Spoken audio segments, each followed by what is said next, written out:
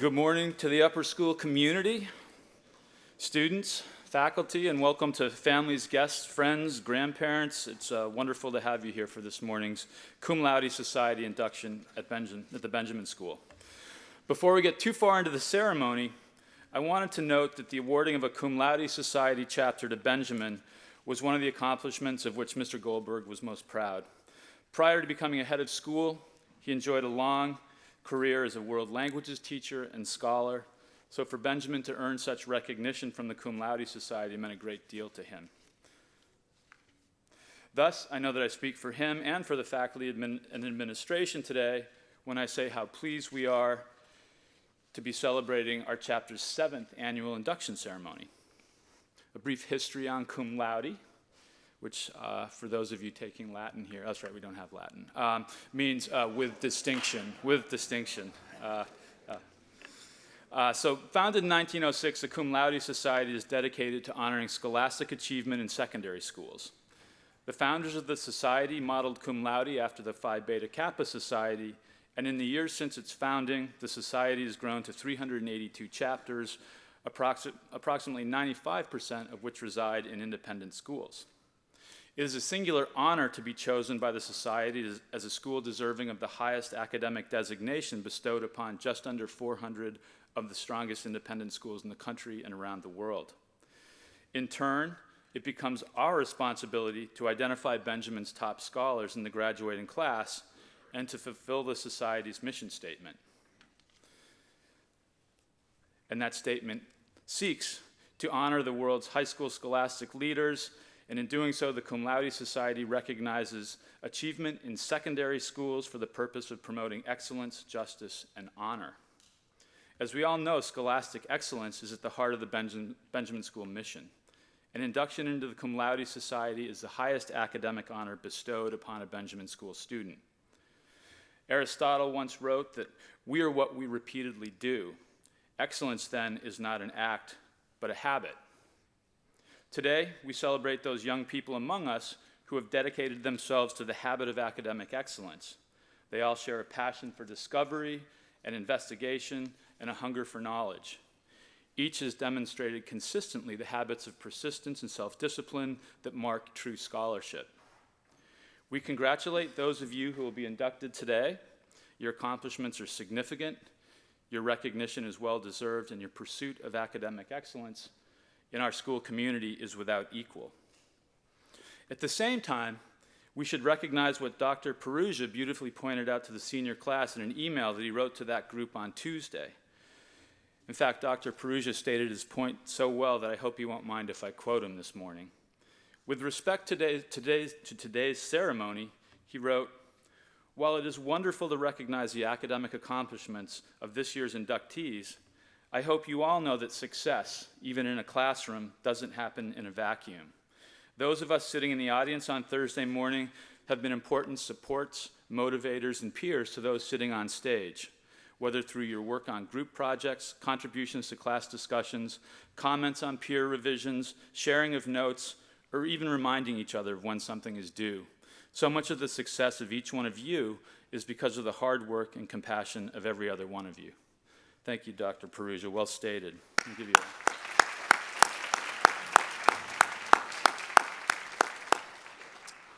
Before the official conferring of cum laude honors, however, we have asked Juan Carlos Van Hoel, class of 1993, and the Benjamin School's Chief Development Officer, to give this year's cum laude address. First and foremost, Mr. Van Hoel is a Benjamin alum, graduating in 1993. From North Palm Beach, he headed north to Boston College, where he double majored in political science and communications. Currently, Mr. Van Hoel oversees all fundraising and advancement efforts at Benjamin, including the annual fund, capital campaign, and alumni relations. Most recently, he helped to raise funds for the Didsbury Learning Commons and is currently fundraising for the STEM Center on our lower and middle school campus, a $5 million facility that will officially open in August. Before coming to Benjamin, Mr. Van Hoel was vice president at United Way of Palm Beach County, where he raised $7 to $8 million annually, enabling the agency to help 1 in 5 county residents through its funded nonprofit partners in the health and human services arena. Prior to his career in development, Mr. Van Hoel was an accomplished news anchor and reporter. He worked in Miami and Chicago as a reporter, and most recently was a news anchor at CBS Channel 12 in West Palm Beach. During his 15-year career in local television news, Mr. Von Hool received many accolades, including winning an Emmy Award for Best Reporter in Chicago. He is married and has a 9-month-old daughter. We're so pleased to welcome him this morning and to learn how his career, then and now, has been influenced by Benjamin. Before Mr. Von Hool speaks, we'll see a brief introductory clip on our side monitors, and then Mr. Von Hool will address the community here. And welcome to Mr. Von Hool. Program schedule once again to bring you a breaking news update from the situation happening in downtown West Palm Beach. The federal courthouse in downtown along the 800 block of Banyan Boulevard had been closed because of a suspicious vehicle. Let's go to some pictures right now from Sky 12. 5 minutes past the top of the hour this morning, the family of a 9-year-old killed when his school bus crashed earlier this year has filed suit against the tractor-trailer company involved. Well, it's a big day today in Florida as voters head out to cast their ballots on the Treasure Coast. In fact, several races are expected to draw voters to polling places. One of the biggest races will be the Republican primary for U.S. District 18, putting outspoken Representative Alan West against former Martin County Sheriff Robert Crowder. CBS 12's Tasha Martinez joins us live from Palm City to tell us about that race and some of the other ones on the Treasure Coast this noon. Tasha. Well, and Carlos, we're at one of the most popular places here. JC? Hi, Michelle. Thank you. Time is 5:48 in this morning's Florida Focus. An 8-year-old boy is recovering at this hour after being attacked by a pit bull. What if you had to live next door to this? You're watching CBS 12's Good Morning South Florida.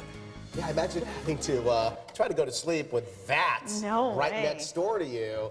And there's other tunes as well. We're going to show you more of that story, this rockin' Halloween home, coming up in a moment. Good morning to you. I'm Juan Carlos Von Hool. So earlier, Emily said that she started tweeting now about everything that happens behind the scenes. And her first tweet is to call me out on the fact that my navy blue jacket doesn't match my black pants. Can you see the difference? I can totally see the difference. In real life, it's even worse, though.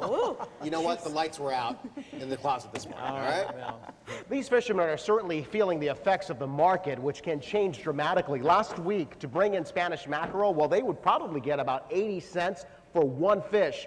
This week, because of all the fishing going on right now, only 40 cents. Which looked like as if time stood still. At the back-to-back store, workers decided to leave all their merchandise behind when the mall shut down.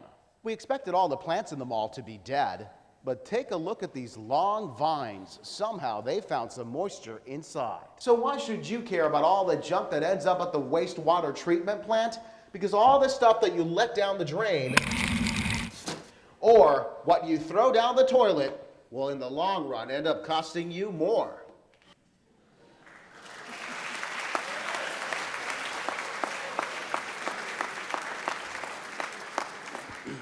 Well, good morning, everyone. Good morning, parents, grandparents, students, teachers, and of course, good morning to our 2019 Cum Laude inductees. It's a pleasure and an honor to speak to you this morning about how Benjamin affected my career, or I should say careers, in television news and now in fundraising, which I'll get into in just a moment. So that clip that you just saw was a compilation that I put together about 7 years ago when I was contemplating switching careers, and I ended up doing that, getting into fundraising or development as it's called. However, I thought it was most important to go back to when I was just around your age, when I was a senior here at Benjamin and attending the upper school, and I was ready to graduate. As many of you parents know and students, as a junior and a senior here at Benjamin, you are encouraged to take part in an internship, to work at a business or to work with a person in a field that you may want to pursue.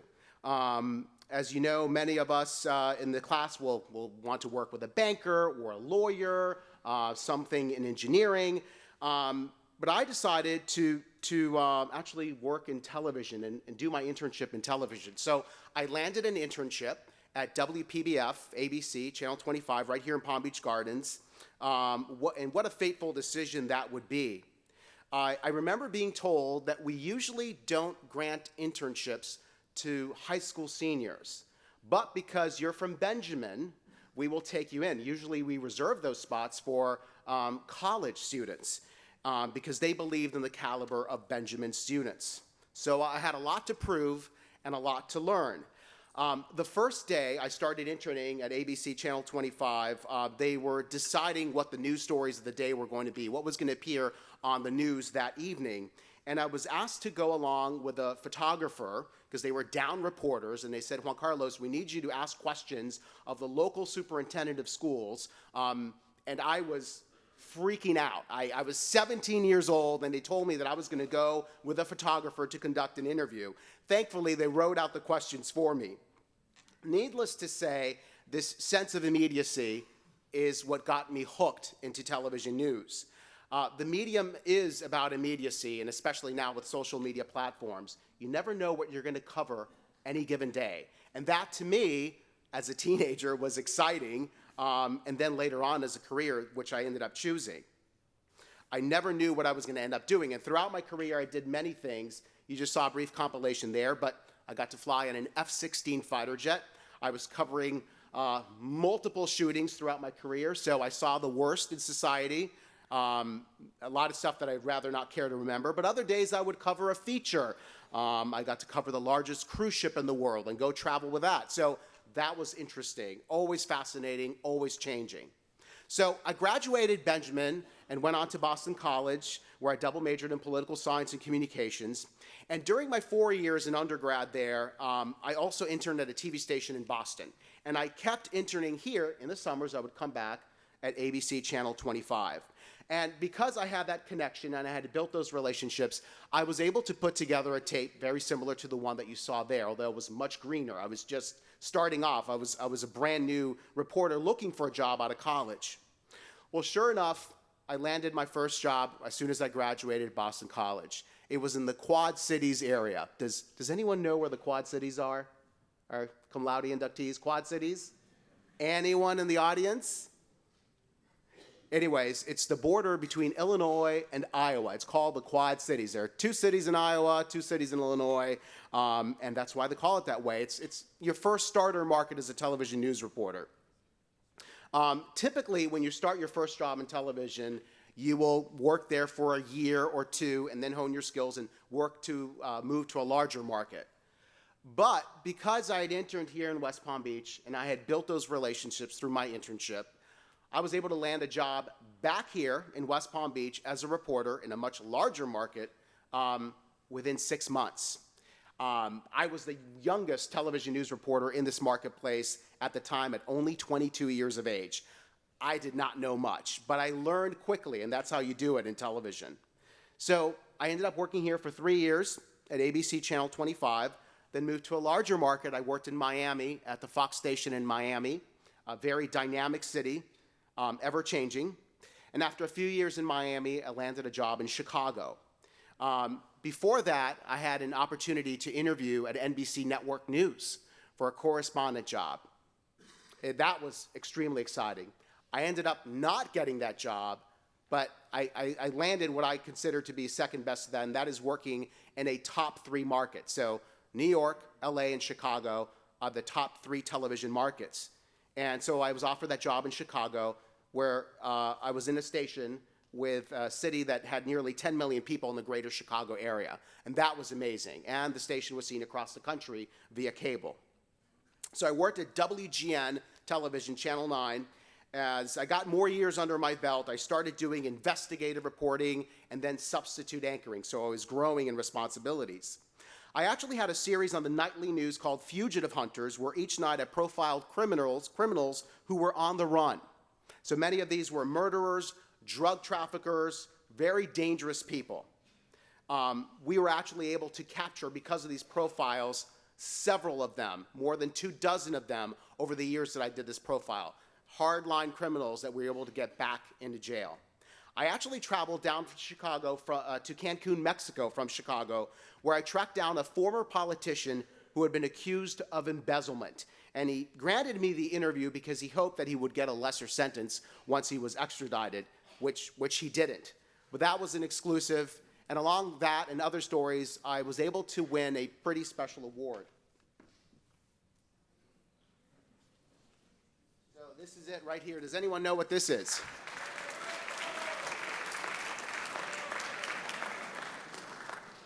This is an Emmy for local news. They do the national Emmys and they do the local television Emmys, and this is one of them that I won. Mr. Carr, you want to pass this to the students? They can hold. It's a little heavy. Yeah, the end of these.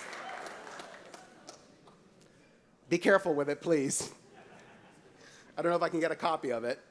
So I love Chicago, and it was a great town. I did a lot of really, really cool stuff as a reporter, and I was growing a responsibility as an anchor.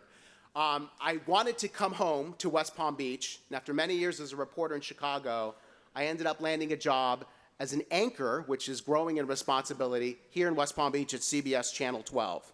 So as Mr. Carr said, I anchor the morning news at Channel 12, on the air every morning at 4:30 in the morning. Guess what time did I had to wake up to be on the air at 4:30? 2 a.m. every day, 5 days a week. So 2 a.m. in bed by 8 p.m. And that was my life. And I loved it, trust me. But after several years, it became a grind. And I was looking to see what else was out there. I was looking to do a career change. And I really feel that in the end, and this is one of the things that I learned here at Benjamin, you have to be passionate about what you do. And so I was losing that passion a little bit in television, and I was looking to see what was out there for me and using my skills in television in another career. And one day I was approached by United Way, which is the largest nonprofit in the county, providing health and human services to 250,000 people. And they needed someone who could speak to large crowds. United Way does fundraising at businesses and corporations. They needed someone to speak to large crowds, to advocate for them, and to help raise funds. And I knew I could use my skills that I learned on TV to speak to people in person, of course, no longer in camera, but it was the same thing. And in TV, I helped inform people, but at United Way, I was really helping people. And so this is something that really was something that I wanted to do and wanted to pursue. So I was hired on to lead a team that raised $7 to $8 million annually, no small feat. And all of it ended up funding other nonprofits. So the Boys and Girls Club, the Palm Beach County Food Bank, El Sol and Jupiter, all funded by United Way. And I played a large role in making sure that they got the money they needed every year to help people. And so I really enjoyed using my skills that I learned on TV, that I honed on TV, and to help people. And then a few years after that, after rising to the position of vice president, I was approached by Benjamin to come to work here. And I thought, wow, how weird would that be to come back to Benjamin where I went to school? And, it would really age me is what I thought, first of all, that I'd come back here to work. But then I realized some of my teachers that were here, that taught me directly or were here at the time, are still here. So Mr. Fike, he's out there in the audience. I saw him. Senora Salivar, if you're here. Besitos, Senora Salivar. Coach Ream. Dr. Taylor, just to name a few. So they're much older than me. So this is great. I can come back and work here at Benjamin. What I do know is that I really wanted to come back here because at the end of the day, I wanted to help Benjamin. And I was always looking back at how Benjamin helped me. And I felt it was appropriate for me to come back here and work in this capacity. So one of my main responsibilities is to raise for capital campaign or construction projects. And right now, we're finishing up the $5 million STEM Center, which I was largely responsible in helping out. And then, of course, the Didsbury Learning Common, which was that expanded space or renovated space where the old library used to sit. I was instrumental in that. So I love that I get to follow my passion, which is to help people, and I get to do that right here at Benjamin. And if there's anything that I can leave you with is that Benjamin will open up your possibilities of what you want to do in life. And because of my Benjamin education and that senior internship, I knew at least right away what I wanted to do. It may take a little more time for you to realize that. But it helped me follow my passion and then have a career change and a switch and then follow another passion. I was also prepared to deal with the crazy days where you don't know what's going to happen next. Because at Benjamin, you're given the skills to learn and process all sorts of information at a high level. It's expected of you, and trust me, that skill is very helpful. And most importantly, I thought Benjamin helped me to care about others. So as a journalist, I loved informing others. Now, as a fundraiser, I love helping others. Thank you for your time this morning. And once again, congratulations to the 2019 inductees.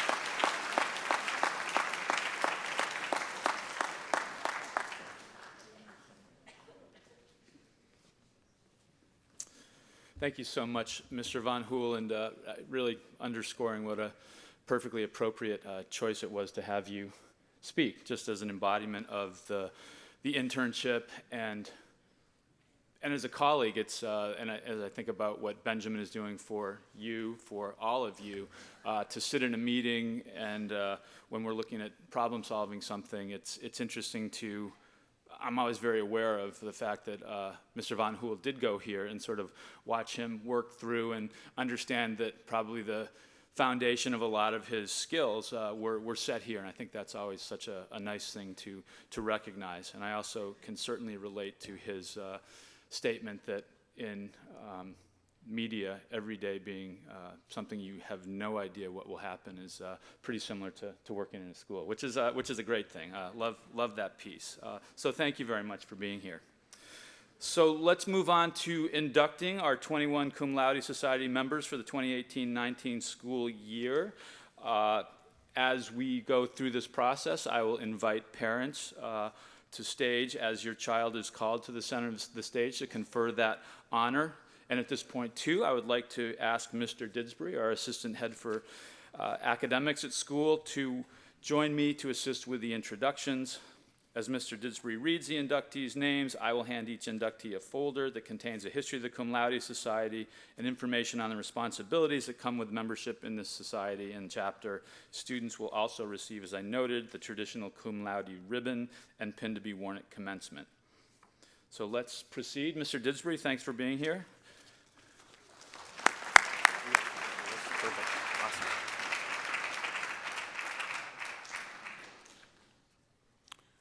Our first recipient, Jenna Byrne.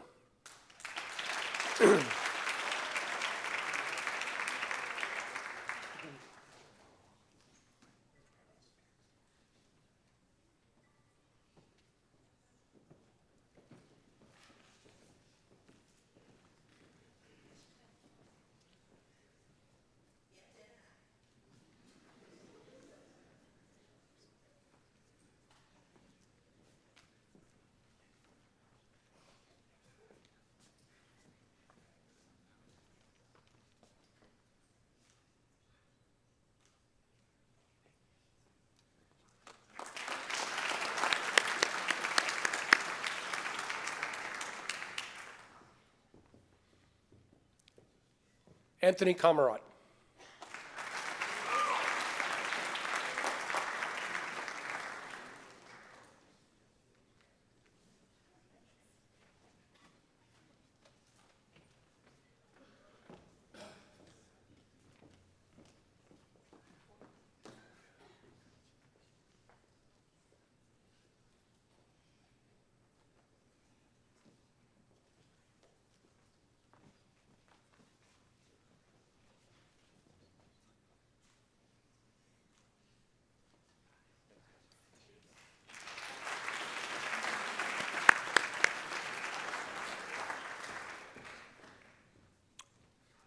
Christian Crawford.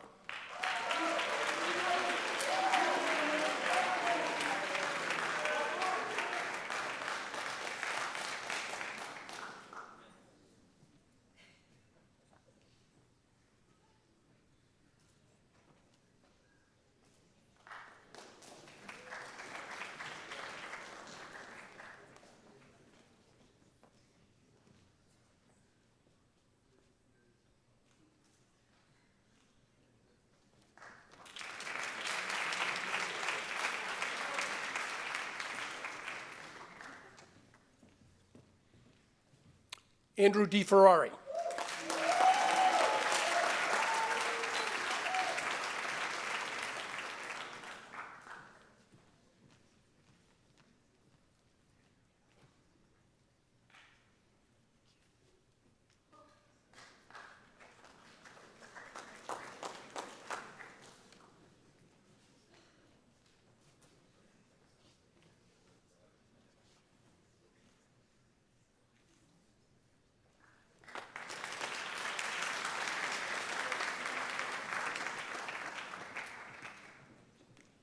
Jack Getchus.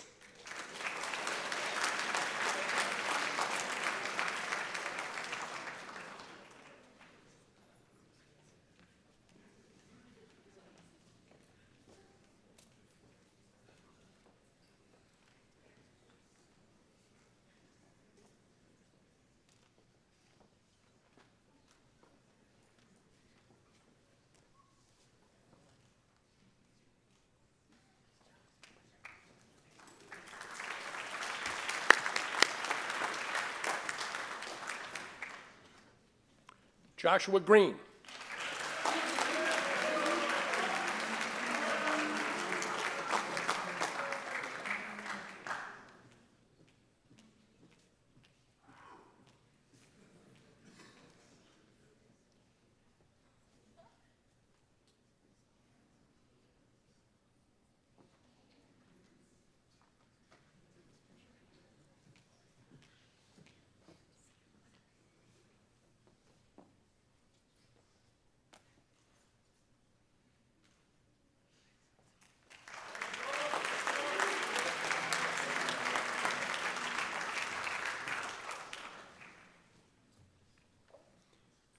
Rachel Hasselcorn.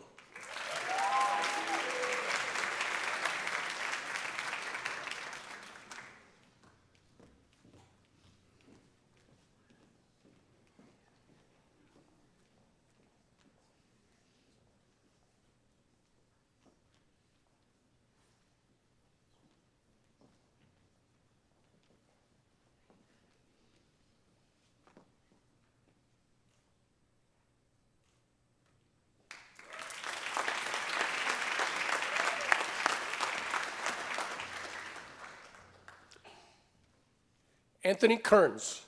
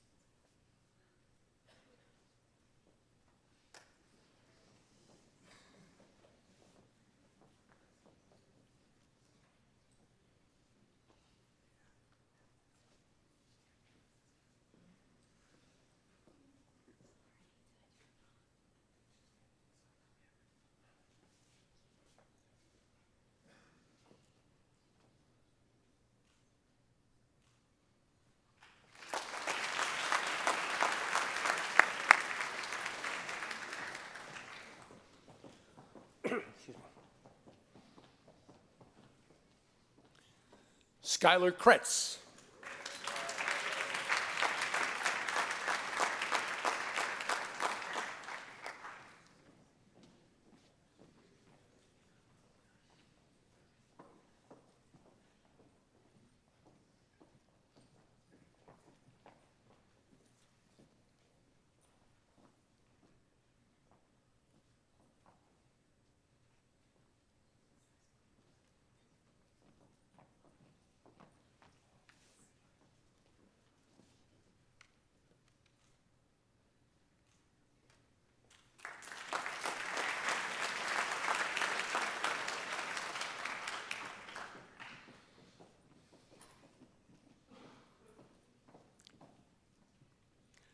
Benjamin Lesserslin.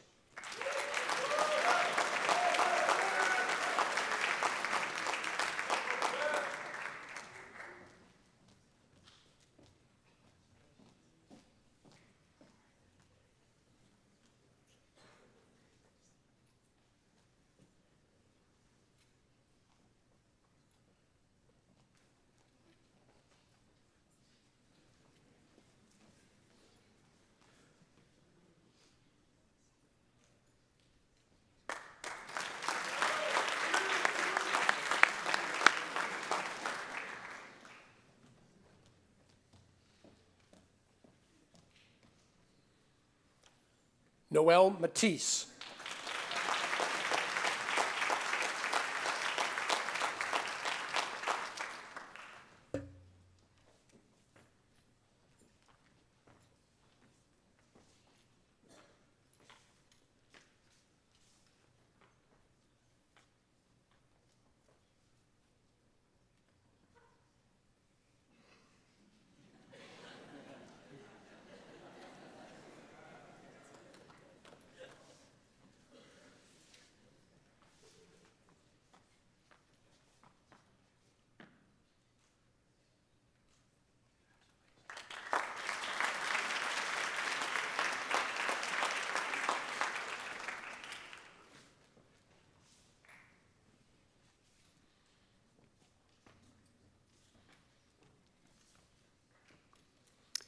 Anna Moffett.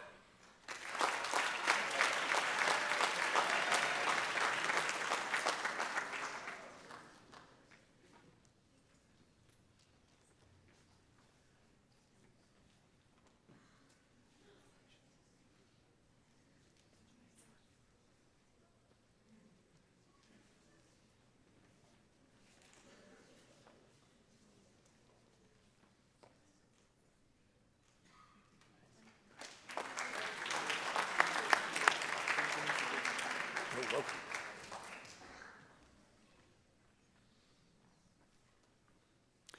Eleanor Nissen.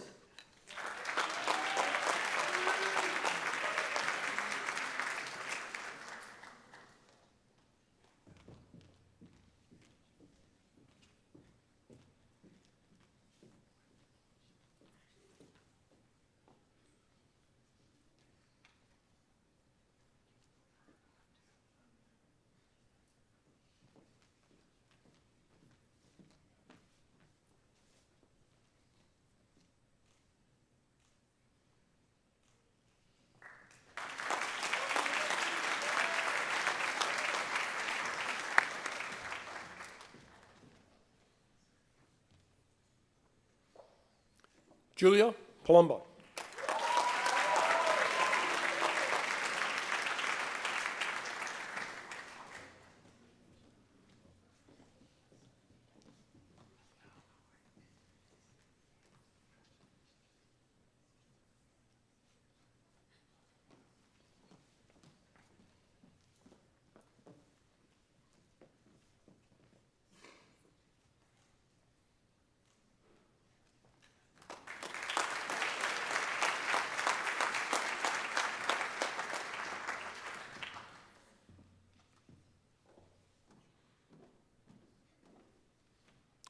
Yu Chen Pei.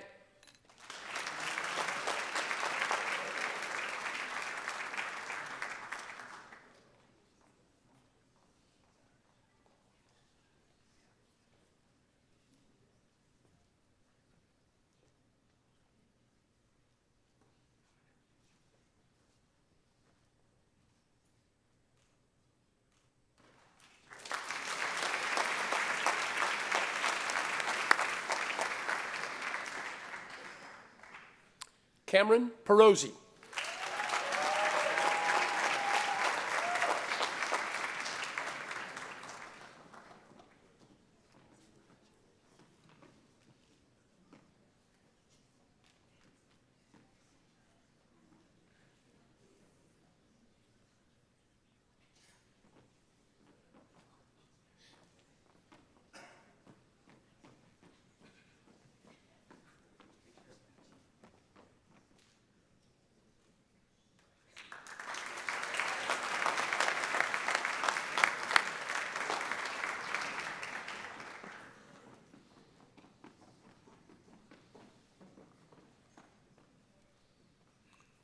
Robert Rubin.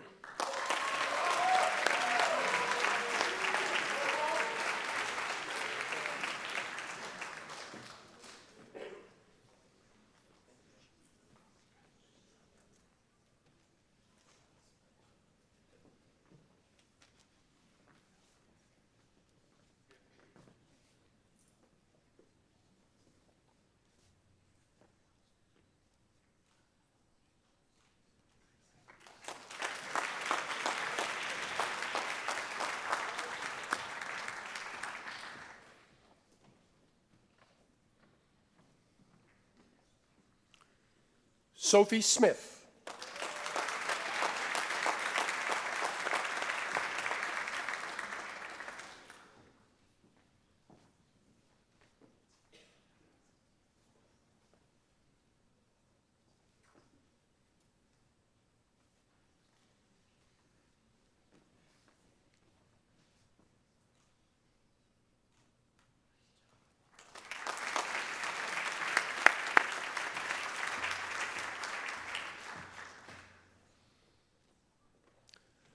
Benjamin Smithy.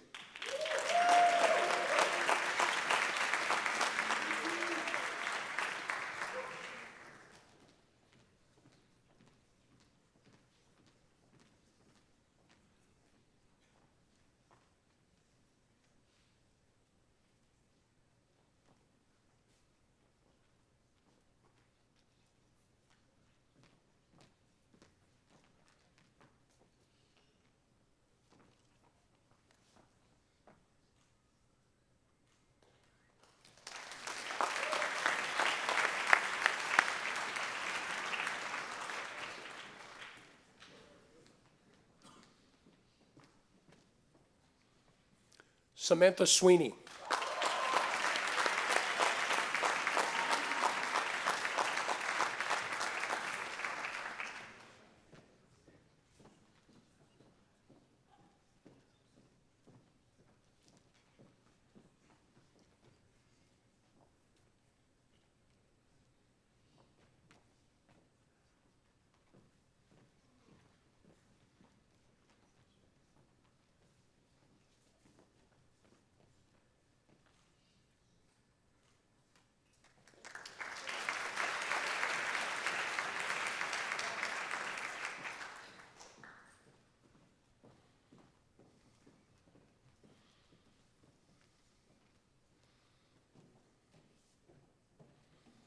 Skylar Twyman.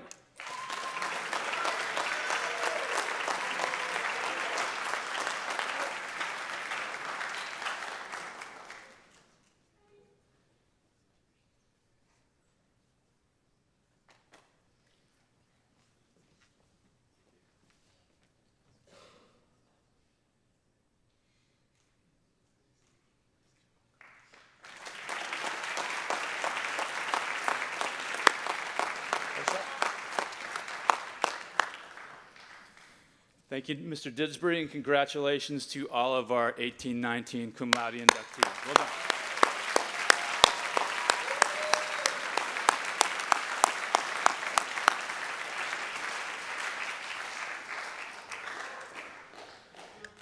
If I may add anything in closing, it is that such awards as bestowed today, and more fundamentally, the achievements in all areas of school life that our inductees represent, do not simply materialize out of thin air. They are the product of remarkable individual efforts supported by the enduring and interwoven frameworks of school, family, and friends, as well as a host of other support systems that have lifted not just these students recognized today, but all of you in moving individually and collectively ever nearer to the incredibly varied and worthy goals to which you all aspire. Ultimately, an institution is only as good as its people.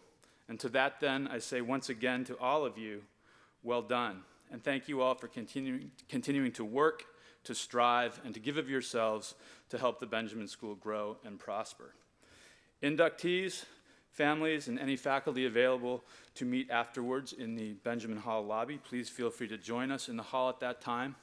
Thank you all for being here this morning. Have a great day and a safe, enjoyable, long weekend. Thank you very much. Seniors, you're set. Well done.